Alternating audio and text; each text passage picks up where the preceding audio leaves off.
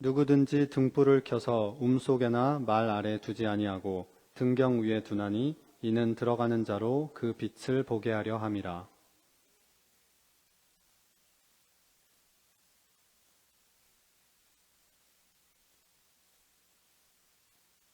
그러므로 내 속에 있는 빛이 어둡지 아니한가 보라. 함께 읽겠습니다. 내 온 몸이 밝아 조금도 어두운 데가 없으면 등불의 빛이 너를 비출 때와 같이 온전히 밝으리라 하시니라. 아멘.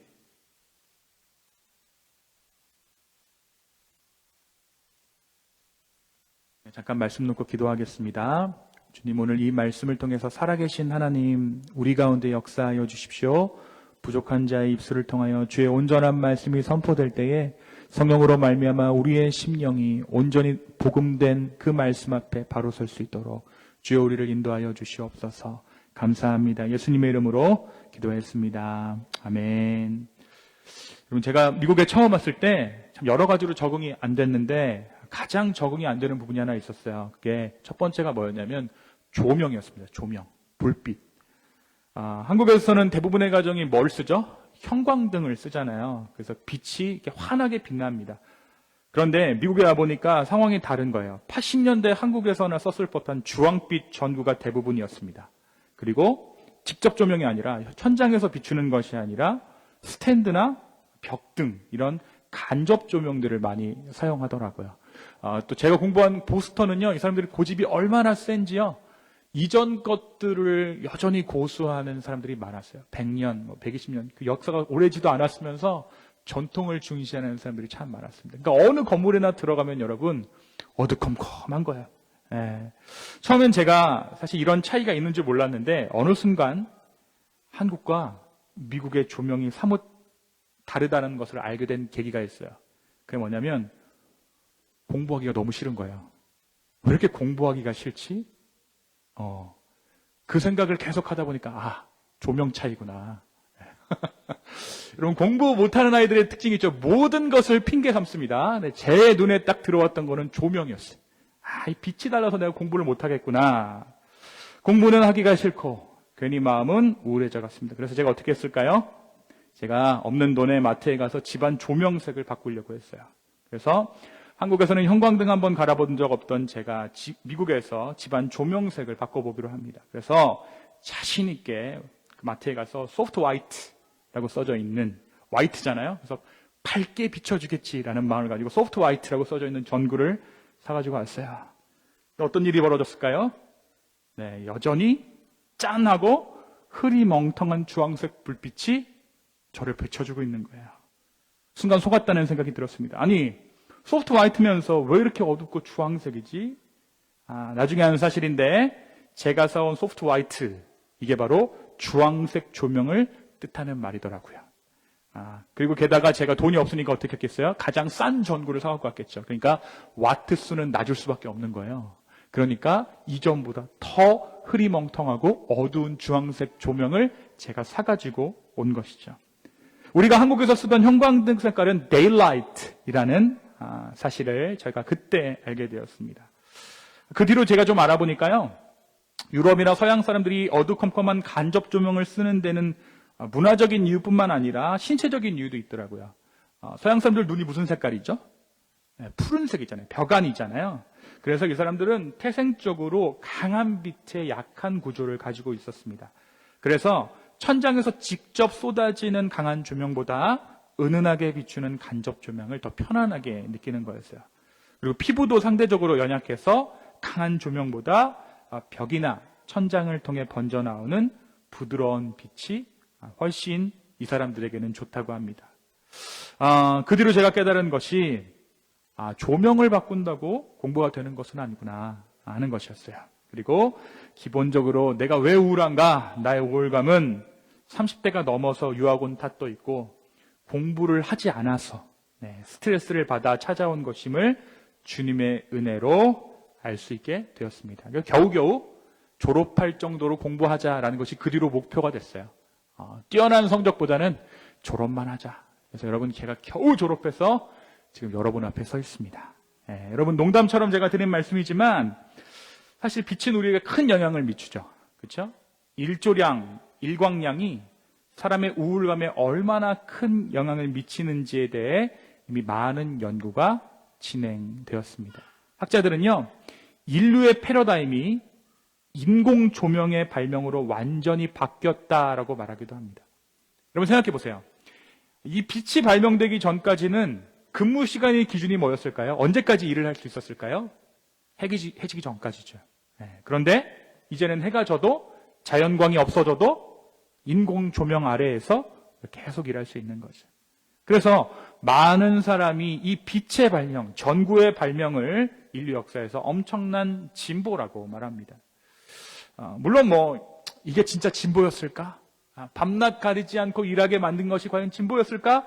라는 생각을 할 수도 있겠지만 어쩌면 우리는 이 빛 때문에, 인공 조명 때문에 오늘 이렇게 모여 예배할 수 있는지도 모르겠어요. 여러분, 예수님께서도 이 빛과 어둠이라는 주제로 제자들에게 말씀하셨어요. 오늘 본문 한번 살펴볼까요? 먼저 오늘 말씀의 배경을 한번 보겠습니다. 누가복음 11장은 예수님께서 한 사람의 들어간 이 귀신을 쫓아내신 사건에서 시작돼요. 그런데 그 기적을 보고 사람들의 반응이 갈리죠. 어떤 사람들은 이게 하나님의 능력이다. 또 다른 사람들은 어떻습니까? 예수님께서 바알세불, 그러니까 귀신들의 왕인 바알세불의 힘을 빌려서 이런 일을 행한다라고 예수님 비난했어요. 그리고 또 다른 사람들은 제가 지난 주일에 말씀드린 것처럼 더 노골적으로 당신이 정말 하나님의 아들입니까? 그렇다면 그 증거를 내게 보여주십시오. 하늘로부터 온 표적을 우리에게 보여달라라고 말씀하십니다. 예수님 뭐라고 말씀하십니까? 뭐라고 대답하시냐면 너희에게 보여줄 것은 누구의 표적밖에 없다고요? 요나의 표적밖에는 없다. 여러분, 요나의 표적이 무엇입니까? 예수 그리스도의 그 십자가. 십자가에 죽었다가 사흘 만에 부활하는 그것밖에는 너희에게 보일 것이 없다라고 말씀해 주셨습니다. 여러분, 사람들은요 이미 예수님의 능력을 보았어요. 예수님께서 하신 일들은 예수님이 하나님의 아들이 아니고서는 도저히 설명할 수 없는 일들이었어요. 죽은 자가 살아났습니다. 귀신이 떠나갔어요. 눈먼 자가 눈을 뜨고 병든 자가 나음을 받았습니다.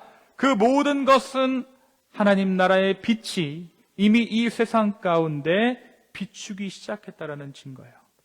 문제는 그러한 예수님을 받아들이는 그들의 시선에 있었다는 거죠. 빛이 있어요.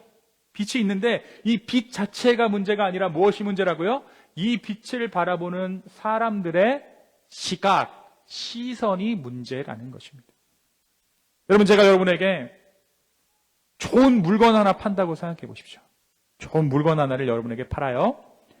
그냥 적당히 괜찮은 물건을 제가 선전해서 좋아요, 사세요 이렇게 말하는 게 아니라 정말로 그 물건이 좋고 탁월하고 가치 있다는 것을 전제로 제가 그 물건을 판다고 칩시다. 정말 좋은 거예요. 제가 그 물건을 제가 여러분에게 보여주기도 하고 설명해 주기도 하고 심지어는 여러분 직접 집에 가서 좀 써보세요. 나눠줬어요. 그런데 여러분 마음 가운데 저 목사가 파는 건 다 별로야 라는 마음이 있다면 제가 아무리 그 가치를 설명해도 받아들이지 못하는 거죠. 왜냐하면 문제는 물건의 가치 그것보다 그것을 바라보는 시선 또는 그 물건을 파는 사람을 판단하는 그 시각에 달려있기 때문입니다. 그 물건 자체가 잘못된 것이 아니라 그 물건을 받아들이는 우리의 시선과 우리의 시각 그것이 문제라는 거예요. 그 물건 자체에 대한 객관적인 평가보다 그 물건을 소개한 사람에 대한 신뢰와 깊이 연관되어 있다는 거죠. 여러분은 저를 못 믿은 거예요. 예수님이 바로 그런 상황 가운데 계셨어요. 하나님의 아들이라는 증거는 이미 충분히 주어졌습니다. 기적과 가르침, 권능과 사랑, 그 모든 것이 세상 가운데 이미 빛처럼 주어졌어요. 자, 그것이 바로 오늘 말씀 33절의 의미죠. 하나님께서 이미 그 빛을 밝히셔서 모두가 보이는 그곳에, 그러니까 오늘 말씀의 표현대로면 어디입니까? 등경 위에 두었다. 몰래 구원의 역사를 실행해 나간 것이 아니라 모든 사람 다 보도록 내가 했다라는 거예요. 그 빛을 심지어 너희가 지금 보고 있다라는 거예요. 나야, 나. 바로 이 세상의 빛으로 오신 우리 주 예수 그리스도가 빛된다라는 말씀을 예수님께서 다시 한번 하신 거예요. 하나님은 예수 그리스도를 등경 위에 두신 이유도 말씀하십니다. 왜 등경 위에 두셨는가? 들어가는 자로 그 빛을 보게 하려 함이라. 모든 사람이 그 빛을 보게 하기 위해서 내가 예수 그리스도를 이 땅 가운데 보냈다. 그러나 문제는 그 빛을 있는 그대로 받아들이려는 마음의 눈이 닫혀 있다라는 거예요. 그래서 오늘 말씀에서 이렇게 말씀하십니다. 34절의 말씀이죠. 우리 34절을 한번 다 같이 읽겠습니다. 34절입니다. 시작. 너의 몸의 등불은 눈이라. 내 눈이 성하면 온몸이 밝을 것이요 만일 나쁘면 내 몸도 어두리라. 등불이 뭐라고요? 눈이다. 눈이다. 진짜 빛은 누구예요? 예수님이죠. 근데 내 마음을 비추는 등불은 뭐라고요? 너의 눈, 너의 시각이야 라고 말씀하고 계시고, 그러니까 너의 눈이 밝으면, 그 빛을 제대로 알아보는 너의 눈이 밝으면 너의 온몸이 밝을 것이고, 너의 그 눈이 나쁘면 너의 몸도 어두울 거야 라고 말씀하시는 거예요.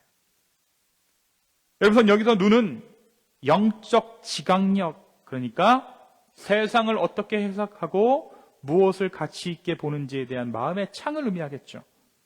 여러분, 창세기에서 사탄이 하와를 어떻게 속이죠? 이 나무의 실과를 먹으면 너희 눈이 밝아져서 하나님과 같이 될 거야 라고 속여요. 그러면 이 사탄이 이 지금 선악과를, 야 이거 토비콤이야, 먹으면 밝아져, 이렇게 속인 겁니까? 아니죠. 이 선악과를 먹으면 어떻게 된다는 거예요? 너의 눈, 세상을 바라보는 눈, 세상을 바라보는 관점이 바뀔 거야. 시력이 좋아진다는 말이 아니라, 눈이 밝아진다는 것은 세상을 바라보는 가치와 기준이 바뀔 것이다. 자, 그러니까 오늘 말씀에서 눈이 성하다라는 것은 어떠한 것을 의미합니까? 시선이 나뉘지 않고 오직 하나의 방향, 곧 예수 그리스도, 빛이신 예수 그리스도를 구세주로 알아본다라는 거예요. 그분을 모신다라는 거예요.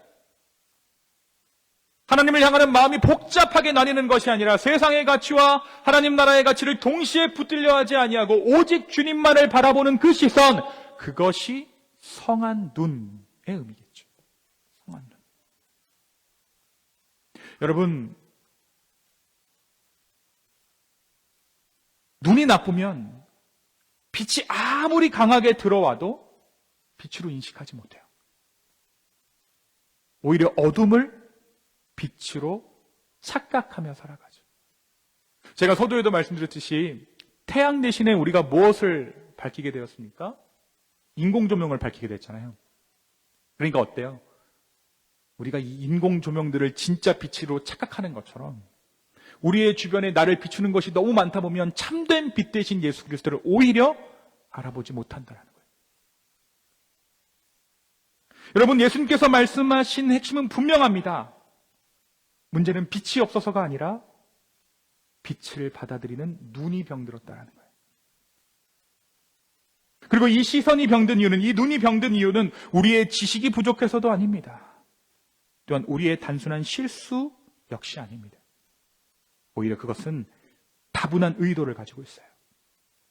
우리의 마음의 방향이 의도적으로 하나님이 아닌 다른 것에 고정되어 있다는 거예요. 무지나 일시적인 실수가 아니라 우리의 죄로 인해서 우리의 시선이 병들었다는 거예요. 여러분, 마음이요, richness, 부를 향하면 모든 것을 돈의 가치로 환산합니다. 그죠? 저거 얼만데, 저거 얼만데, 이렇게 되는 거예요. 사람의 마음에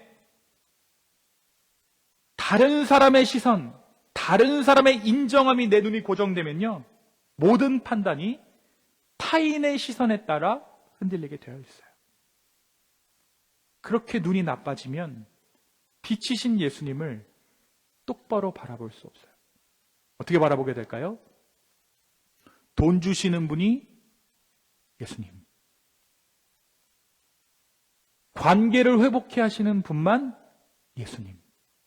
이렇게 되는 거예요. 여러분, 결국 우리가 무엇을 바라보는가가 우리를 형성한다라는 것입니다. 돈을 바라보면 돈이, 인정받는 것을 바라보면 인정이, 반대로 예수 그리스도를 바라보면 예수 그리스도가 나를 만들어 가세요. 그래서 예수님은 35절에서 이렇게 말씀하고 계신 것이죠. 너의 속에 있는 빛이 어둡지 않은가 봐라.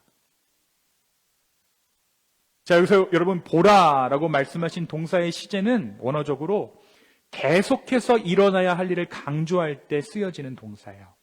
그러니까 한번 보고 마는 것이 아니라 우리 속에 있는 빛이 어둡지는 않은지 끊임없이 주의 깊게 반복해서 점검하라는 겁니다. 왜냐하면 오늘은 내가 빛을 제대로 보고 있을지 몰라도 내일은 다른 것에 나의 시선이 빼앗길 수 있기 때문이에요. 여러분, 우리는 종종 이렇게 생각하죠. 내가 교회 지금 다니고 있으니까 내 신앙은 안전해. 나의 신앙은 꽤나 괜찮은 균형을 이루고 있어. 나의 삶과 신앙은 참 괜찮은 균형을 이루고 있어. 나는 이성적이기도 하고 감성적이기도 해. 성령을 의지하기도 하고 말씀을 보기도 해. 내 스스로 판단하는 것도 멈추지 않고 있어라고 우리는 스스로 균형을 잡았다라고 생각한다라는 거예요. 하지만 예수님은 그러한 것들보다 그 마음의 중심 보시는 것이죠.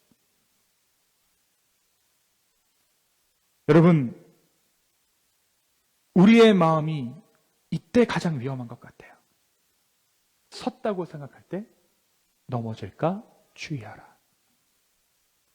어둠을 마치 빛이라고 착각할 때 제일 무섭죠.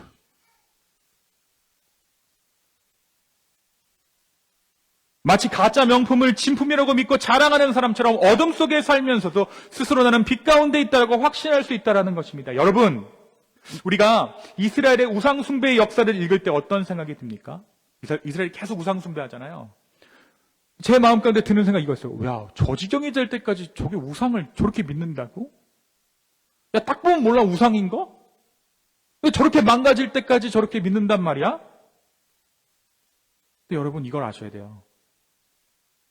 우리의 삶이요, 헛된 것으로도 채워질 수 있다는 거예요. 하나님의 은혜를 대체할 수 있습니다. 무엇이요? 돈이나 명예가. 하나님의 은혜와 긍휼을 받아야 할 그 자리에 얼마든지 다른 것들이 들어올 수 있어요. 우리 자식의 평안, 평강, 자식의 성공 들어갈 수 있어요. 안정된 노후, 우리의 삶을 채우고도 남습니다. 장밋빛 미래, 여러분, 우리의 삶을 채우고도 남아요. 그것들이 나쁘다는 얘기가 아니에요. 얼마든지 우리의 삶을 채울 수 있어요.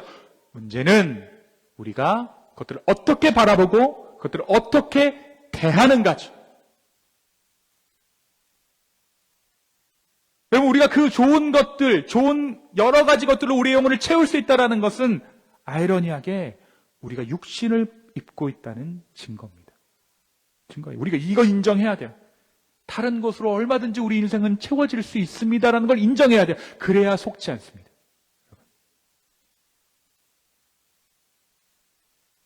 여러분, 그래서 우리의 시선이 하나님 아버지께 고정되어 있지 않으면 오히려 이런 것들이 우리의 삶 가운데 빛이 되어지고 결국 우리를 어둠 속에 남겨두게 되는 거예요.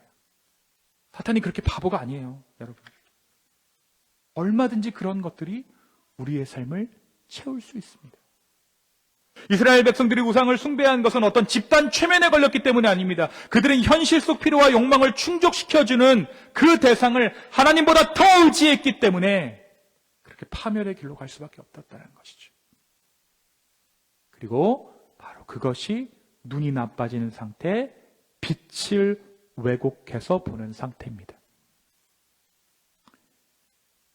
예수님 당시의 종교 지도자들도 이러한 착각을 했던 대표적인 사람들이라고 할 수 있어요. 잘못된 종교의 지표들을 붙잡고 스스로가 빛 가운데 거하고 있다고 생각했습니다. 여러분, 말씀 잘 외웠어요, 이 사람들이. 예배 철두철미하게 드렸습니다. 그죠? 이 모든 것들이 그들의 영혼을 채울 수 있었어요, 없었어요? 채울 수 있었어요. 진짜 빛이 아닌데 그것을 빛처럼 채웠다고요. 그래서 예수님이 오늘 우리 가운데 묻고 계신 거예요. 정말 너희 가운데 빛이 있어? 그리고 그 빛을 알아볼 만한 성한 눈이 너희 가운데 있는 거야? 너가 의지하고 있는 것이 정말 나로부터 나온 게 맞아? 라고 묻는다고요. 여러분, 만약에 여러분의 신앙 가운데 이런 질문을 하게 된다면 내가 정말 제대로 믿고 있는 게 맞을까? 라는 의문이 여러분의 삶 가운데 들어온다면 그 질문을 무시하고 지나가서는 안 됩니다. 그리고 솔직하게 대답하셔야 돼요.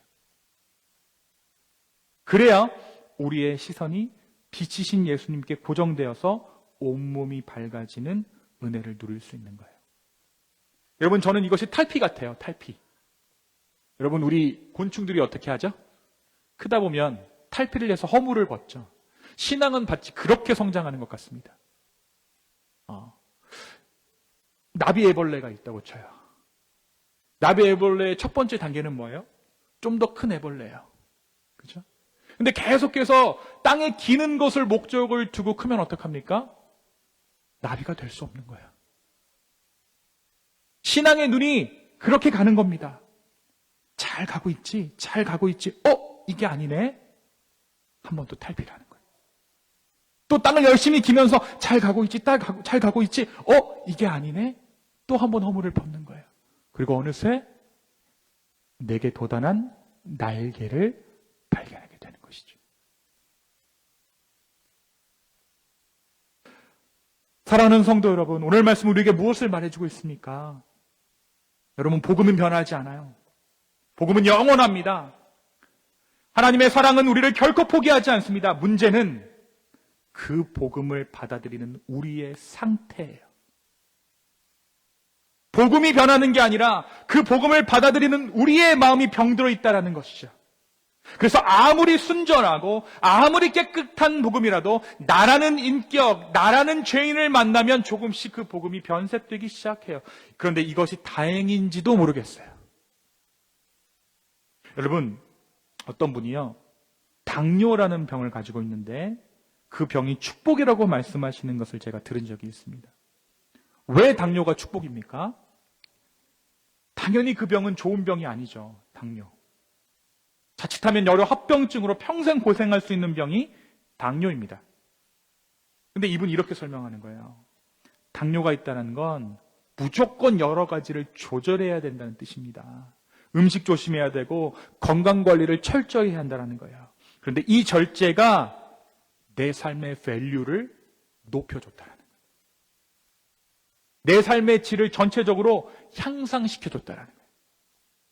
당뇨 때문에 식습관이 바뀌었고요. 그 작은 변화가 삶 전체의 태도를 바꾸는 시작이 되었다는 것입니다. 무작정 과격하게 살지 않고 몸과 마음을 조절하고 관리하고 나의 한계를 알고 거기까지 나가는 삶을 살게 됐다는 건 뭐 때문에? 당뇨 때문에, 병 때문에. 여러분, 우리의 삶도 그렇습니다. 우리가 죄인이라는 사실, 하나님 앞에서 어쩔 수 없는 죄인이라는 이 진실은 아무리 순수하고 온전한 복음이라도 우리 안에 들어오면 변색될 수밖에 없다는 비극을 보여주고 있어요. 그런데 여러분, 우리가 이 사실을 인정하면 달라지는 거예요. 그 인정함이 우리 안에 영적인 경고등이 되어서 복음을 더 순전하게 붙들고 내 삶 전체를 주님께 맞추는 시작이 될 수 있다는 거죠. 마치 질병이 건강한 삶의 습관을 만들었듯이 죄인이라는 자각이 우리를 복음 앞에서 더 겸손하게, 더 철저하게, 더 주님만을 의지하게 만든다는 것입니다. 우리가 죄인이라는 사실, 그래서 이따금 우리가 방향을 잃을 수밖에 없고 우리 안에 있는 빛이 점점 희미해져 가고 때로는 거의 꺼져가는 것처럼 느껴질 때가 있다는 것이죠. 하지만 역설적으로 우리가 죄인이라는 것을 알고 있기 때문에 우리는 여전히 빛 가운데로 나아갈 수 있다는 것입니다. 그런데 여러분, 여기서 절대 잊지 말아야 될 게 있어요. 어두움은 결코 스스로를 밝힐 수 없다는 거예요. 여러분, 아무리 어두움이 자가 발전을 해도요, 자기 발전을 해도 어두움은 여전히 어두움입니다. 그럼 어두움이 언제 사라지죠? 그렇죠? 외부에서 빛이 비출 때만 어두움이 사라지는 거예요. 어두움은 스스로 사라질 수 없는 거예요. 구원도 그렇습니다. 나는 내 스스로를 어두움에서 끌어낼 수 없습니다. 누군가가 나를 끄집어내줘야 되는 거예요. 누군가가 어두운 내 삶과 변질된 복음 가운데 들어와서 다시 한번 참된 복음을 선포해줘야 되는 것이죠. 누구입니까? 누가 어두워진 내 삶 가운데 빛을 비추어 주십니까? 우리 주 예수 그리스도. 그것이 어둠의 본질이에요. 그분이 우리의 어둠 가운데 들어오셨고 십자가와 부활의 빛으로 우리를 일으켜 주셨습니다. 그리고 오늘도 말씀하십니다. 누구든지 나를 따르는 자는 어둠에 다니지 아니하고 생명의 빛을 얻을 것이다. 여러분, 저는 오늘 이 아침이 빛 가운데로 나오는 아침인 줄로 믿습니다. 여러분의 죄됨, 우리의 한계, 우리가 모르는 바가 아니죠. 그 죄됨과 한계를 깨닫게 하신 이유는 빛 가운데 나오라는 우리 주님의 섭리인 줄로 믿습니다. 오늘 그 주님 앞에 나오십시오. 다른 그 무엇이 아니라 살아계신 우리 주님 앞에 나올 때 그 어두움은 사라질 것입니다. 저는 오늘 이 아침에 여러분을 이 성찬의 자리로 초대하기를 원합니다. 예수님께서 정말 죄된 우리를 위해서 십자가에 달려 돌아가셨습니다. 그리고 잡히시기 전날 밤에 이 상을 우리 가운데 베푸셨어요. 성찬에 들어가기에 앞서서 우리가 함께 말씀을 함께 교독하겠습니다. 자리에서 한번 일어나 주시겠어요? 예수께서 이르시되 나는 생명의 떡이니 내게 오는 자는 결코 줄이지 아니할 터이요 나는 하늘에서 내려온 살아있는 떡이니 사람이 이 떡을 먹으면 영생하리라.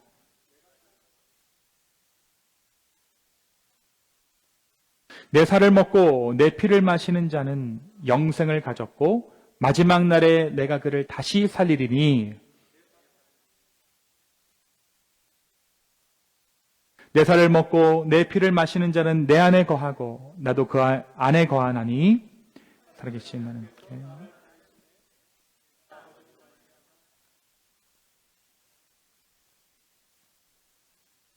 새 계명을 너에게 주노니 서로 사랑하라.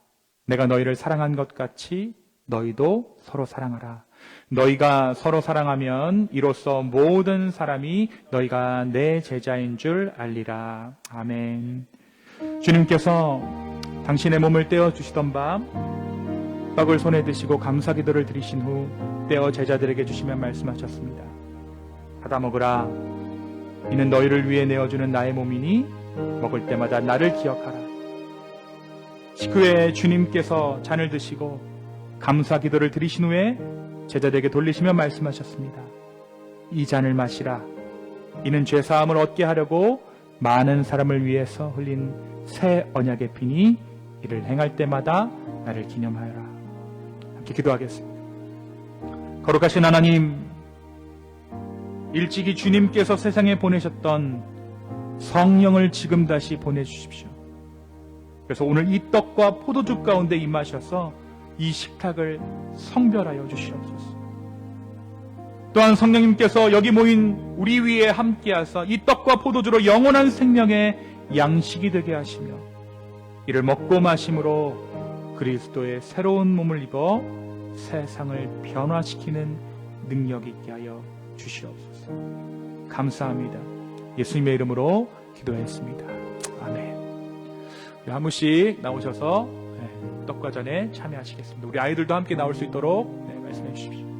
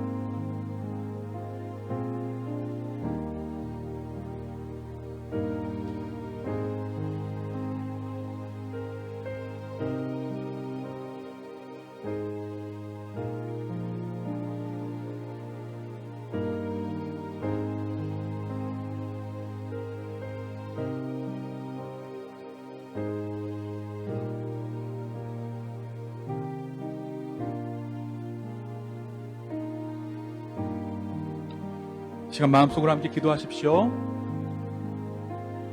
하나님 다시 한번 우리의 삶 가운데 빛을 비춰주십시오.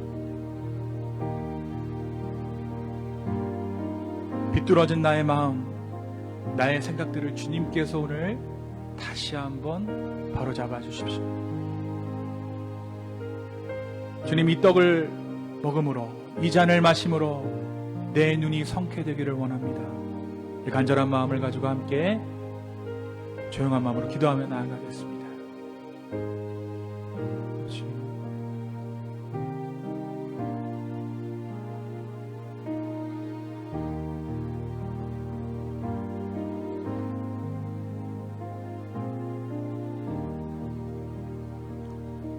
주님, 오늘 주님의 식탁 가운데 주의 성령이 임하기를 원합니다. 어두운 내 눈을 밝혀주시고 우리의 삶이 온전히 주님만을 바라보게 하여 주십시오. 주님, 우리 가운데 하나님의 긍휼이 있기를 원합니다. 주여, 우리 가운데 함께하여 주시옵소서. 우리 한 사람 한 사람을 축복하여 주시고 특별히 기쁨의 교회를 11년간 인도하여 주신 그 주님의 은혜에 감사하며 나아갑니다. 성령님, 앞으로도 주님만 의지하며 나아가는 믿음의 공동체 되게 하여 주시옵소서. 감사합니다. 예수님의 이름으로 기도했습니다. 아멘. 우리 자리에서 함께 일어나겠습니다. 우리 함께 찬양함으로 주님께 나아갑니다.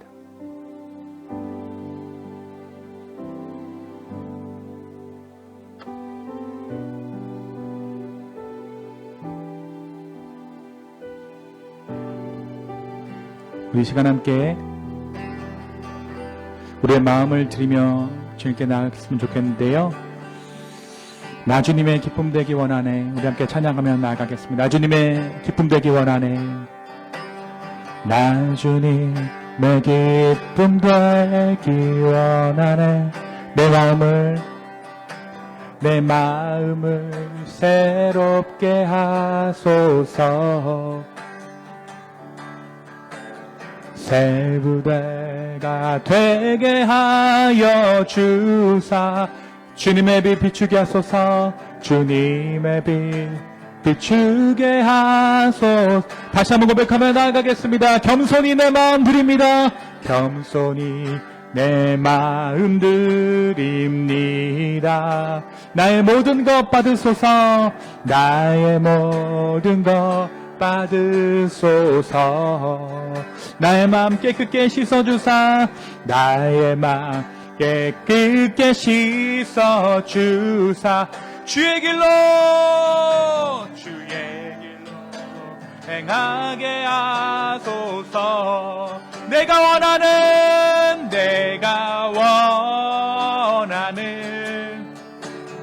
한 가지 주님의 기쁨이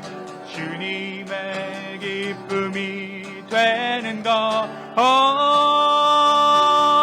내가 원하는 한 가지 주님의 기쁨이 되는 것. 내가 원하는 한 가지, 내가 원하는 아멘 한 가지 주님의 기쁨이 되는 것. 내가 원하는 아멘 한 가지 주님의 기쁨이 되는 것. 이 시간 함께 기도합시다. 하나님, 우리의 삶과 우리의 마음을 드립니다. 성령 역사하여 주시고 우리 가운데 동행하여 달라고 우리 간절한 마음으로 우리의 마음을 드리며 우리의 삶을 드리며 기도하며 나아가겠습니다. 함께 기도합시다. 아버지, 역사하여 주십시오. 주님, 우리의 삶과 우리의 마음을 드립니다. 주여 받아주시고 주님, 우리의 삶 가운데 주님께서 행하신 일들을 기대하오니 아버지 하나님 역사하여 주시고 함께하여 주시옵소서. 주님, 우리의 각자의 삶 가운데 필요한 모든 것들을 주님께서 채워주시고 아버지 다른 어떠한 것으로 채워나가는 것이 아니라 아버지 주님만이 채울 수 있는 그 성령의 능력으로 말미암아 온전히 내 삶을 채워주시옵소서. 주님, 붙잡아 주시옵소서. 역사하여 주옵소서. 주님, 우리의 삶을 주의 빛으로 비춰주십시오. 우리 스스로는 우리를 구원할 수 없습니다. 빛의 진 예수님, 우리의 영혼을 주의 구원의 빛으로 환히 밝혀주시옵소서. 마음이 어두운 자들이 있습니까? 눈이 어두워진 자들이 있습니까? 성령이여, 이 시간 오셔서 우리의 눈을 밝혀주시옵소서.